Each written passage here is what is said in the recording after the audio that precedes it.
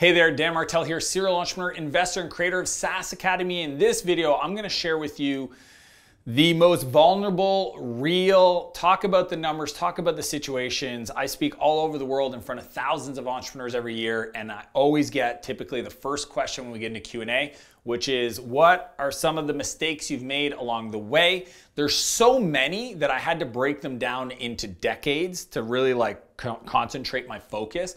So right now I'm gonna do what I learned in my 20s, or the biggest mistakes and the lessons learned from those, to really give you as much as I can. Be sure to stay to the end, because I'm gonna share with you how to get access to training I created for my clients called Silicon Valley Secrets.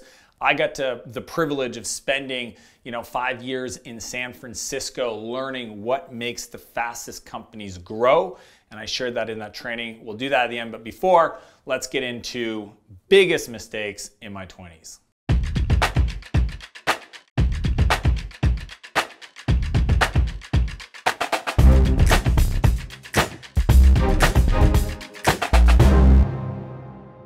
Now, before I get into the 5 biggest mistakes I made in my 20s, I want to share with you what I looked like at 20 and where I ended up at 30. At 20 years old, I was literally trying different business ideas. I was involved in a startup. I was working full-time at the only job I've ever had. I worked there for 9 months, called OAO Technologies, making about 60 grand a year, working for free at this startup. It was 99, 2000 timeframe, so I was in the thick of the dot-com boom.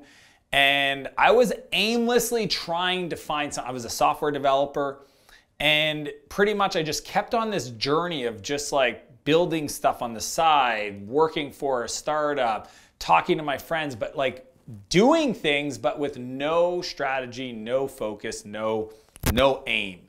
And over the years, I started consulting. I got a job in 2001 happened, 9/11 happened. I moved out west, literally, it was a longer story, but I went from aimlessly trying to figure out what I wanted to do in my life to, by the time I was 30, I was a multimillionaire. I had sold my 3rd company, so the first 2 were complete failures. My 3rd company was Spheric Technologies, exited that when I was 28, and moved to San Francisco and started Flowtown at 29. So pretty much in a decade, I transformed my life. And there's this great quote that I've heard from different people. I don't know who's the source of the quote. That is, people overestimate what they can get done in a year, and they underestimate what they can accomplish in a decade.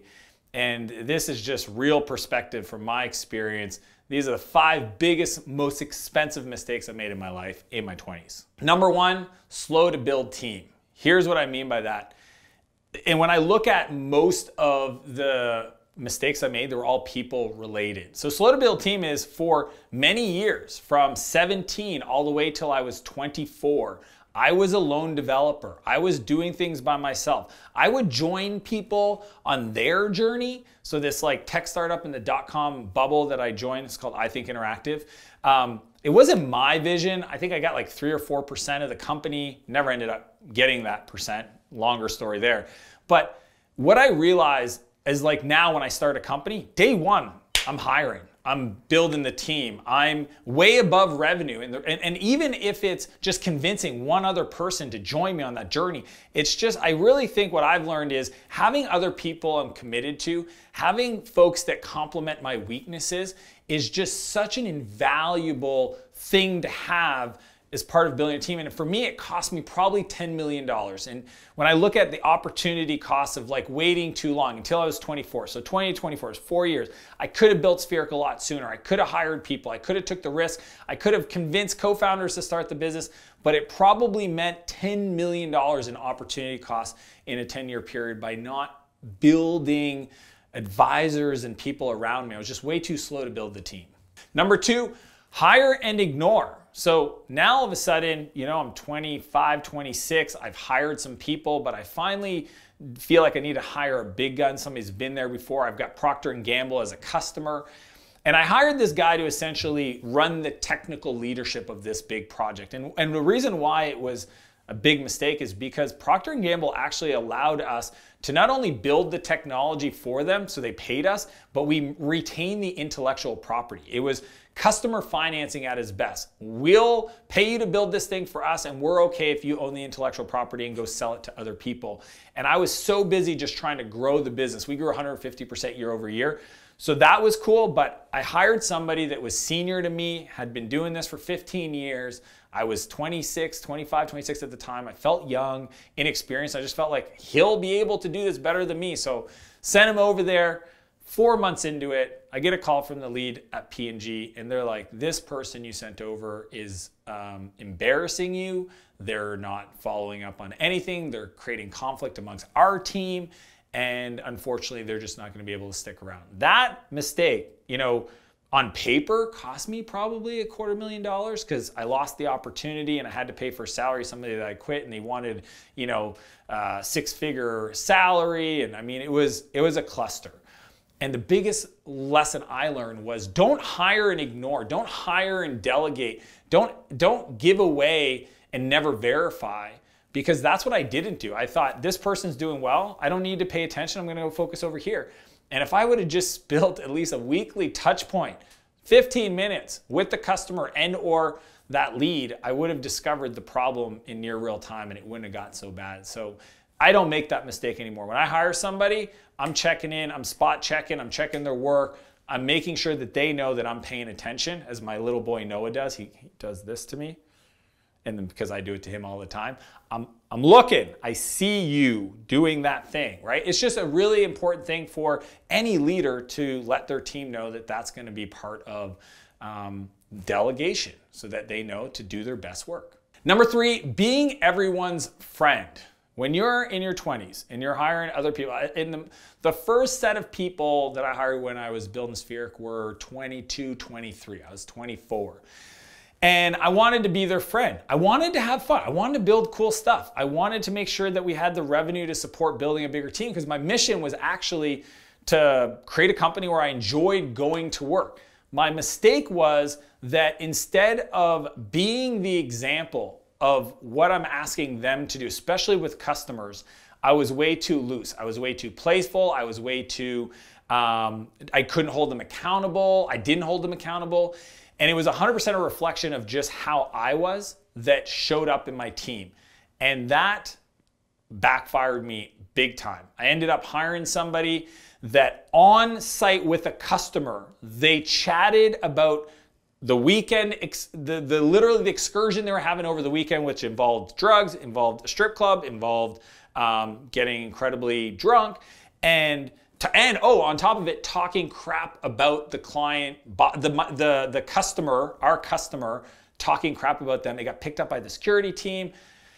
It literally almost cost me my company. And when I look at that mistake, like literally company killing mistake, it's because I was trying to be friendly with anybody so I wouldn't reprimand anybody's behavior. And I couldn't reprimand their behavior because I was probably just as guilty of doing that or being playful or not being as serious as I probably should be for the type of clients, Fortune 500 companies that we were working with, and the type of work we were doing. We were touching their core infrastructure pieces and a bunch of 20-year-olds, and we were acting like immature, spoiled, entitled technology people. And that reset my whole perspective, changed my approach, changed my leadership. I wore a suit and tie every day to work from that point on. I wanted to just put the suit on, wear my, that was my alter ego. Todd Herman, shout out to you. He wrote an incredible book called The Alter Ego Effect.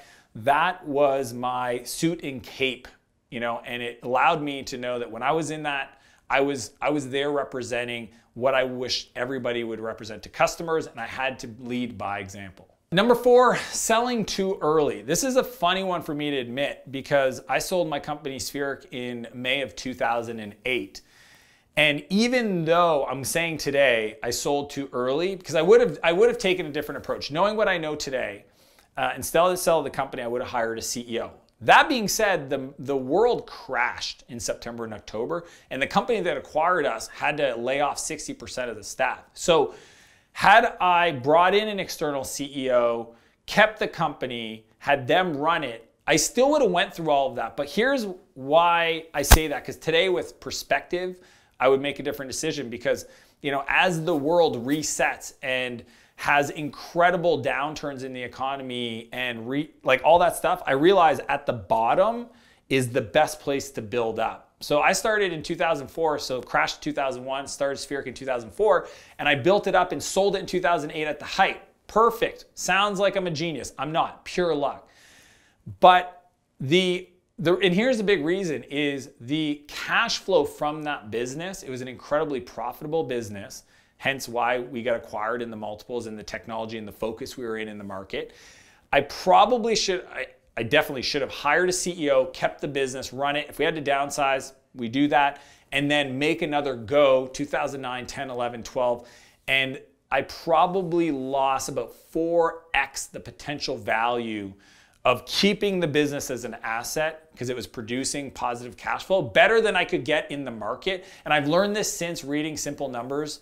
Greg Crabtree, who's now my CFO, so he does all my financial modeling. He wrote the entrepreneurial book for financials called Simple Numbers.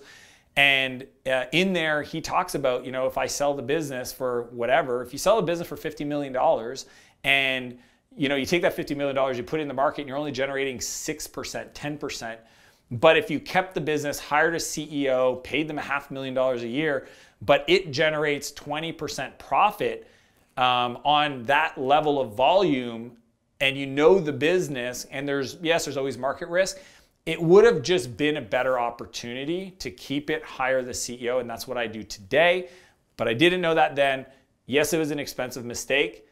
And it gives you perspective if you're in that position. If you have an agency and you're building a SaaS business, it might make sense to hire a CEO, not make any profit anymore. So you're not allowed to take that $250,000 a year salary because you're going to do the SaaS thing. So maybe you got to take a $60K salary to go do the SaaS thing. But this will grow if you bring in the right talent. And over the next 5 to 10 years, it'll be an incredibly valuable asset. Number 5, investing to save. What I mean by this is I invested as an angel investor since I was 26. 26 years old, had a few $100,000 in the bank account. I wanted, because the company finally started making some profit, and I wanted to start investing. And, you know, initially I gave my brother some money and that worked out really well. And then I just thought, hey, maybe I know how to pick entrepreneurs. I see all these people starting companies and I want to support them. And I literally found companies that I think had potential, and I knew that if I was involved, they would be successful. But the mistake is I only invested because I thought I could save them from themselves. I thought if I brought my perspective, my approach, that would be the catalyst for this thing to be big and successful. What I've learned since then, because I probably lost $1 million. I invested $1 million of my own money into different businesses, made the mistake of investing $500,000 in this company and $100,000 in that company and $50,000 in this person. And it was never, this is what I learned through one of my mentors, Naval Ravikant from AngelList. I moved to San Francisco and he totally changed my perspective on angel investing. And the big thing is you should invest in companies where they'll be successful regardless if you give them money. I now invest, one of the deals I did recently, Pila, they're a biopolymer for phone cases, and they make sunglasses, etc. Pila case. And Matt and Brad did not need the money. They're good friends of mine. Brad arguably is one of my better buddies. We do a ski trip every year together. We've been doing it for 5 years, I think now. And I begged to be in there. I said, are you guys going to raise money? Let me invest, let me invest. That is my new approach, that if you're thinking of investing, do not give money to your cousin, your brother. Rule number 1 of investing that Warren Buffett talks about is don't lose the capital. Step 1, do not lose your money. I know you're like out traveling and you eat at a restaurant and you're like, man, we need a restaurant like this in my city. Don't do that.